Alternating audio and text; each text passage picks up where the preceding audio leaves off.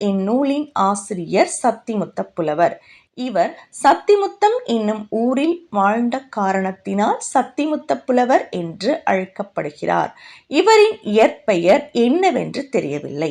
சத்திமுத்தம் என்பது கும்பகோணத்திற்கு அருகில் உள்ள தலமாகும். உமையம்மை இறைவனை வழிபட்டு தழுவி முத்தமிட்ட காரணத்தால் சத்திமுத்தம் என்ற பெயர் வழங்கப்படுகிறது என்பர். தூது தமிழ் சிற்றிலக்கியங்களுள் ஒரு வகை இலக்கியம். தூதுவிடும் மரபு குறித்த பாடல்கள் தனிப்பாடல்களிலும் பக்தி இலக்கியங்களிலும் காப்பியங்களிலும் இடம்பெற்று வந்தாலும் 14ஆம் நூற்றாண்டுக்குப் பிறகு தூது ஒரு தனி இலக்கியமாக உருவாகியது. இது பெரும்பாலும் கலிவெண்பாவினால் இயற்றப்படும் செய்யுள்.